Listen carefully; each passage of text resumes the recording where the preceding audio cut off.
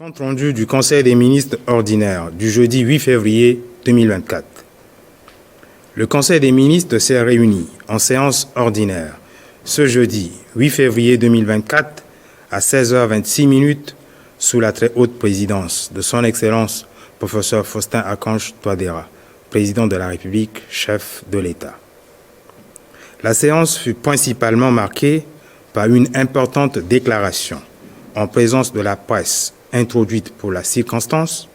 de son Excellence, Monsieur le Président de la République, chef de l'État,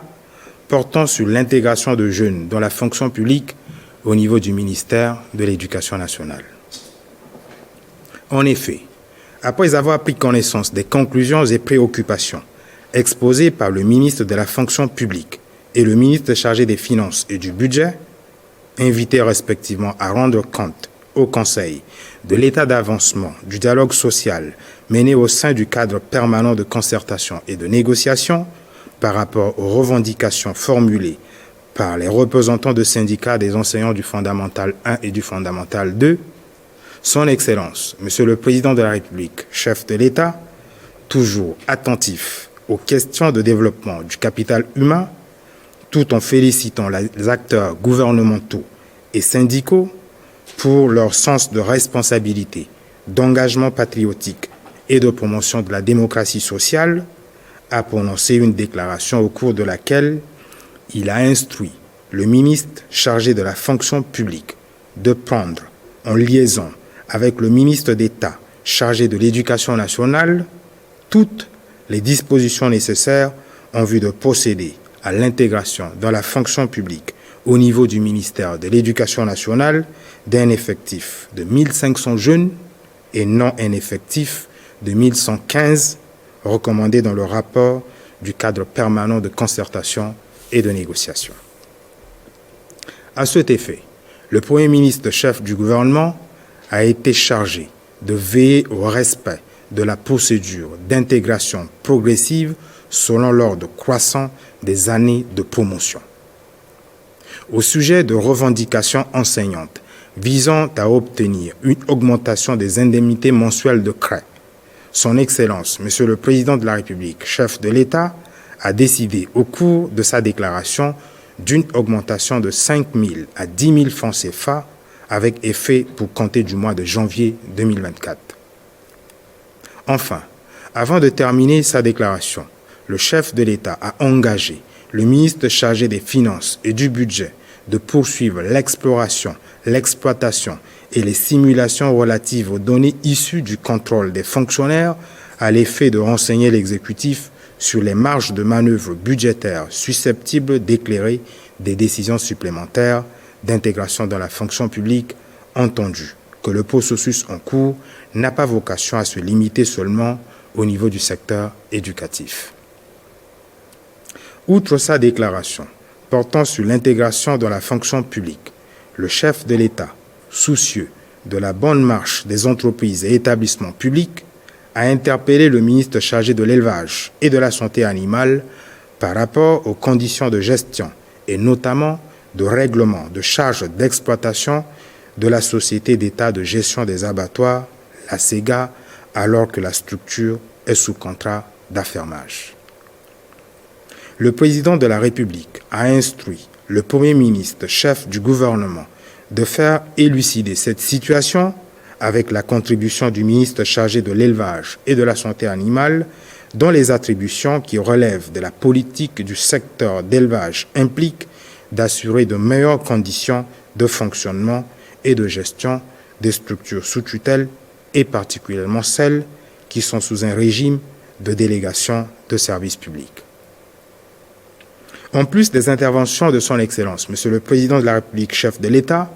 le déroulement de la séance du Conseil siégeant sous sa très haute présidence a été articulé autour des points suivants inscrits à l'ordre du jour. 1. Les dossiers à examiner. 2. Les communications ministérielles. 3. Les divers. L'établissement des points précités a été précédé de la présentation avec l'autorisation de Son Excellence, Monsieur le Président de la République, chef de l'État, par le ministre chargé du secrétariat général du gouvernement et des relations avec les institutions de la République de la position des membres du gouvernement absents. Au titre des dossiers à examiner, ministère de l'Intérieur et de la Sécurité publique. Invité par son Excellence, Monsieur le Président de la République, chef de l'État, à prendre la parole, le ministre de l'Intérieur et de la Sécurité publique a soumis à l'examen du Conseil pour adoption le projet de décret portant organisation et fonctionnement du ministère de l'Intérieur et de la Sécurité publique et fixant les attributions du ministre. Le ministre a rappelé que conformément aux dispositions de l'article 4 du décret numéro 21.249 du 5 octobre 2021 portant adoption du cadre organique de l'administration centrafricaine, le ministère de l'Intérieur et de la Sécurité publique est classé parmi les ministères à structure élargie. Dans son argumentaire du dossier, le ministre a soutenu que ce nouveau cadre juridique vient renforcer la gestion du département dont il a la charge en vue d'optimiser la performance pour l'atteinte des objectifs sécuritaires à lui assignés. À ce titre, des innovations majeures ont été apportées via un nouvel organigramme dont le coût d'effectifs est évalué à 29 271 600 francs CFA contre 25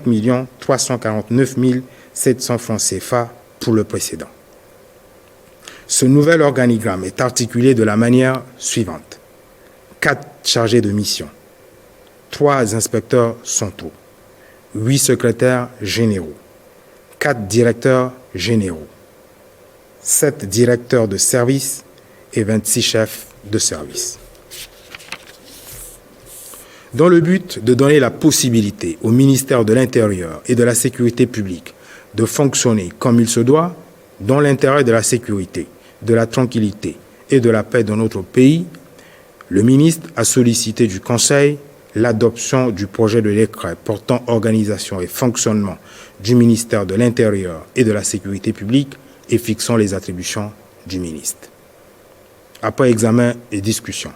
le Conseil a marqué son accord et adopté le dit projet de décret. Il sera soumis à la signature de son Excellence, Monsieur le Président de la République, chef de l'État. Au titre des communications ministérielles, autorisé par son Excellence, Monsieur le Président de la République, chef de l'État, à prendre la parole, le ministre chargé du secrétariat général du gouvernement et des relations avec les institutions de la République, en concertation avec le ministre chargé des Finances et du Budget, une communication relative à l'implication des membres du gouvernement dans la suite à donner au processus en cours de formulation du plan national de développement de la République centrafricaine pour la période 2024-2028. Le ministre chargé du secrétariat général du gouvernement et des relations avec les institutions de la République a mentionné qu'en référence aux orientations de M. le Premier ministre, chef du gouvernement, portant sur les recommandations issues de la session gouvernementale d'information qui s'est déroulée les 26 et 29 janvier 2024, la suite a donné aux contributions des membres du gouvernement au titre des ultimes étapes vers l'adoption du plan national de développement devrait considérer 3 hypothèses fondamentales de travail et 4 actions conséquentes et urgentes à entreprendre. Ces 3 hypothèses fondamentales de travail sont: première hypothèse, le dispositif de formulation du plan national de développement est articulé autour d'un cadre organisationnel et institutionnel comportant des principes directeurs et notamment un niveau de validation au plus haut sommet de l'État, un mécanisme de coordination qui affirme un leadership national et un niveau technique impliquant des experts. Deuxième hypothèse, la teneur des contributions enregistrées durant la session gouvernementale d'information des 26 et 29 janvier 2024 s'articule autour de 15 points essentiels. Troisième hypothèse, les membres du gouvernement sont répartis dans 5 groupes thématiques, à savoir le groupe thématique sécurité, état de droit et gouvernance, le groupe thématique capital humain et développement social, le groupe thématique croissance économique, finances publiques et filières productives, le groupe thématique infrastructure résiliente pour le développement, thématique environnement, changement climatique et développement durable. Des actions conséquentes et urgentes à entreprendre au niveau gouvernemental. La première action consiste à organiser chaque groupe thématique autour d'un membre du gouvernement désigné pour en assurer le lead, dans le but de contribuer à l'édification de contenus structurants en liaison avec le comité directeur conjoint, le comité de coordination et le secrétariat technique de formulation du plan national de développement. La deuxième action consiste à orienter pour approfondissement et prise en charge par les groupes thématiques compétents chacune des contributions essentielles enregistrées lors de la session gouvernementale d'information des 26 et 29 janvier 2024. La troisième action consiste à valider un message clé pour le plan national de développement sur proposition formulée par le secrétariat technique du plan national de développement. La quatrième action consiste à convenir d'un chronogramme gouvernemental de suivi et d'information relatif au processus de finalisation et de validation du plan national de développement. En reprenant la parole, Son Excellence, Monsieur le Président de la République, chef de l'État, a relevé que face aux problèmes socio-économiques auxquels notre pays est confronté, il importe d'avoir un cadre programmatique concerté et une stratégie inclusive et robuste fondée sur des principes directeurs qui incluent un leadership national porté unanimement par le gouvernement. Selon le chef de l'État, ce cadre programmatique devra servir de grille d'évaluation de l'action gouvernementale et d'instrument de référence pour l'évaluation des progrès réalisés à l'horizon 2028. Le président de la République, chef de l'État, a évoqué la similitude entre, d'une part, le document de stratégie de réduction de la pauvreté ainsi que le plan de relèvement et de consolidation de la paix et, d'autre part, le processus de formulation en cours du plan national de développement de la République centrafricaine sur la période 2024-2028. Toutefois, il a tenu à en préciser la spécificité qui tient du contexte actuel de stabilisation et de développement de la République centrafricaine. Il a invité les membres du gouvernement à prendre à bras le corps la question du plan national de développement de la République centrafricaine, à s'investir pleinement dans le processus de formulation, d'en avoir une parfaite maîtrise et en vue d'assurer l'efficacité du plan et contribuer en tant que concepteur à une bonne appropriation. À ce sujet, Son Excellence, Monsieur le Président de la République, chef de l'État, a instruit Monsieur le Premier ministre, chef du gouvernement, de veiller à la réussite du processus de formulation du plan et à son appropriation par les autres acteurs de mise en œuvre. Invité à nouveau par Son Excellence, Monsieur le Président de la République, chef de l'État, à prendre la parole, le ministre chargé du secrétariat général du gouvernement et des relations avec les institutions de la République a présenté une communication relative à la notification d'une expédition de l'arrêt rectificatif d'erreurs matérielles du Conseil d'État rendu le 11 octobre 2022. Le ministre a indiqué que cette notification adressée à Monsieur le Premier ministre, chef du gouvernement, se rapporte à une affaire opposant le collectif des admis à l'école des régies financières de Ouagadougou à un jugement rendu le 19 mai 2021 par le tribunal administratif. En effet, le tribunal administratif avait rejeté la demande du collectif tendant à obtenir une intégration de la fonction publique de 16 de ses membres et le paiement en leur faveur de dommages et intérêts. Insatisfait, le collectif des admis a interjeté appel auprès du Conseil d'État qui a annulé le jugement du tribunal administratif, ordonné l'intégration des 16 membres du collectif dans la fonction publique et condamné l'État à travers le ministère de la fonction publique à servir à chacun des 16 membres du collectif la somme de 3 millions de francs CFA à titre de dommages et intérêts. Le Conseil, en prenant acte, a instruit le ministre d'État chargé de la justice, de la promotion des droits humains et de la bonne gouvernance, garde des Sceaux, en ce qui concerne la suite à donner au dossier. Et le ministre chargé de l'administration du territoire, de la décentralisation et du développement local, coordonnateur de l'opération Kwatikhodro, a présenté au Conseil une communication relative aux activités du samedi 3 février 2024. Le ministre a affirmé que dans le cadre de l'opération Kwatikhodro, la journée du samedi 3 février 2024 a été marquée par le ramassage des ordures, le nettoyage, le lavage, ainsi que le déguerpissement des vendeurs installés aux abords des grandes voies publiques.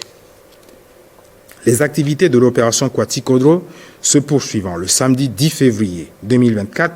selon le programme correspondant établi avec la participation des entités impliquées. Aussi, le ministre a annoncé la diffusion prochaine d'un documentaire sur l'expérience de la République populaire de Chine dans le domaine des actions citoyennes pour la salubrité et d'un documentaire sur l'opération Kwatikhodro. Le ministre a encore annoncé qu'un projet de voyage, d'imprégnation et de partage d'expériences dans le cadre de la coopération avec la République populaire de Chine est en préparation, tout comme un projet de texte portant création d'une brigade de l'opération Kwatikhodro qui sera chargée de l'assainissement et de la salubrité dans notre pays. En définitive, le Conseil a pris acte, suite à la communication du ministre chargé de l'administration du territoire et du développement local relative aux activités de l'opération Kwatikhodro. Le ministre de la Défense et de la reconstruction de l'armée, en lieu et place du ministre chargé des Transports et de l'Aviation civile, a rendu compte au Conseil de la mise en œuvre du décret numéro 23.149 du 6 juin 2023 fixant les barrières légales en République centrafricaine. Le ministre a indiqué que dans le cadre du respect des dispositions réglementaires fixant les barrières légales en République centrafricaine, un projet de texte relatif aux sanctions est en cours d'élaboration et sera bientôt soumis à validation. Il a également informé le Conseil d'une mission de la brigade de contrôle des barrières qui sera effectuée à l'est de notre pays et notamment dans les préfectures de la Basse-Koto et de la Haute-Koto. Le Conseil en a pris acte. Autorisé par son Excellence, Monsieur le Président de la République, chef de l'État, le ministre chargé de la fonction publique et de la réforme administrative, a présenté au Conseil une communication relative à l'élaboration du nouveau guide normatif des emplois en République centrafricaine. Le ministre a indiqué que l'adoption d'un nouveau guide normatif des emplois en République centrafricaine constitue un élément de réforme dans la gestion des ressources humaines et comporte un double intérêt pour l'État et pour les fonctionnaires. Ce guide aura pour objet de définir les emplois types, classer les emplois en République centrafricaine par corps d'emploi, garantir l'évolution des carrières dans les corps et rattacher un emploi dans un corps à un salaire. Les autres étapes du processus d'élaboration du guide se feront avec la participation des directeurs des ressources des départements sectoriels avant soumission à la validation du gouvernement. Ainsi, une sollicitation à manifestation d'intérêt dans le cadre d'un financement de la Banque mondiale a été déjà lancée pour recruter un cabinet d'études afin d'élaborer ce nouveau guide normatif des emplois de la fonction publique centrafricaine, a conclu le ministre. Le Conseil en a pris acte. Le ministre chargé de l'équipement et des travaux publics a rendu compte au Conseil de la mission gouvernementale effectuée suite à l'attaque de la plateforme de Beloko en date du 18 septembre 2023. Le ministre a indiqué que suite à l'attaque de la plateforme de Beloko en date du 18 septembre 2023, la coordination du projet PURIC a commis une mission d'enquête irrelative.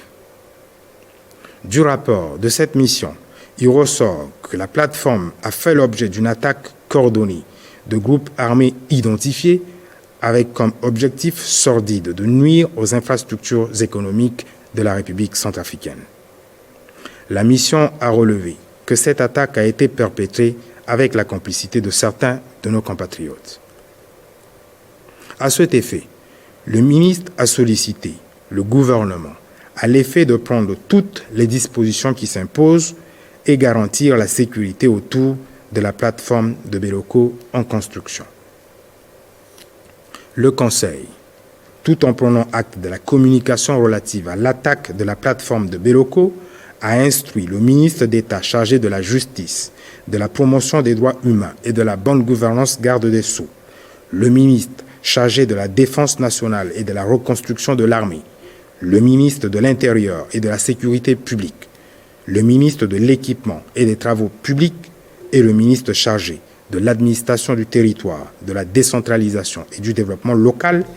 de travailler en concertation et sous la coordination de M. le Premier ministre, chef du gouvernement, en vue de la suite à donner à cette affaire. Au titre des divers, autorisé par son Excellence, M. le Président de la République, chef de l'État, à prendre la parole,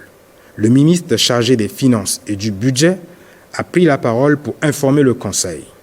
du déroulement en cours dans notre pays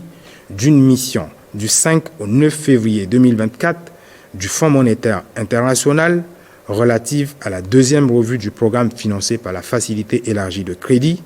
et d'une assistance technique du 7 au 15 février 2024 relative aux réformes du secteur des hydrocarbures. De la préparation de la participation de notre pays à un atelier sous-régional sur le changement climatique qui se tiendra du 12 au 14 mars 2024 à Brazzaville, au Congo, avec une prise en charge assurée par le Fonds monétaire international. Le ministre a en outre informé le Conseil par rapport au déroulement des sessions d'immersion budgétaire qui ont débuté le samedi 3 février dernier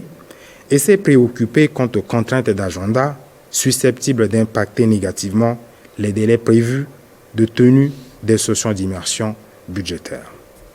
Enfin, le ministre a informé le Conseil de l'assassinat de M. Christ Leroy Oulbel Feyan, inspecteur du Trésor, trésorier principal de Bozoum, alors qu'il revenait d'une mission de contrôle à Bossongo.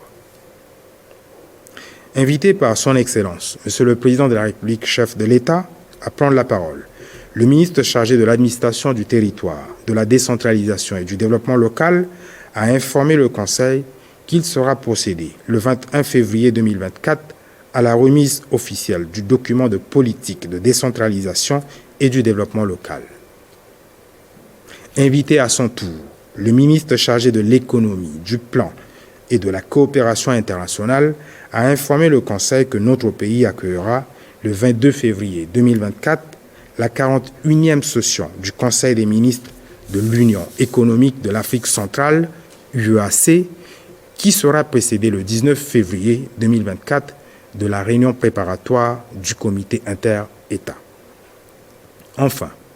Madame le ministre des Affaires étrangères, de la francophonie et des Centrafricains de l'étranger a informé le Conseil de la disparition survenue à Bangui le 8 février 2024 des suites de maladie de notre compatriote, Madame Marie-Claire Tibiti, directrice de protocole au consulat de la République centrafricaine à Douala au Cameroun. L'ordre du jour étant épuisé, Son Excellence, Monsieur le Président de la République, chef de l'État, a levé la séance à 19h08. Fête à Bangui, le 9 février 2024, le ministre chargé du secrétariat général du gouvernement et des relations avec les institutions de la République, Ernest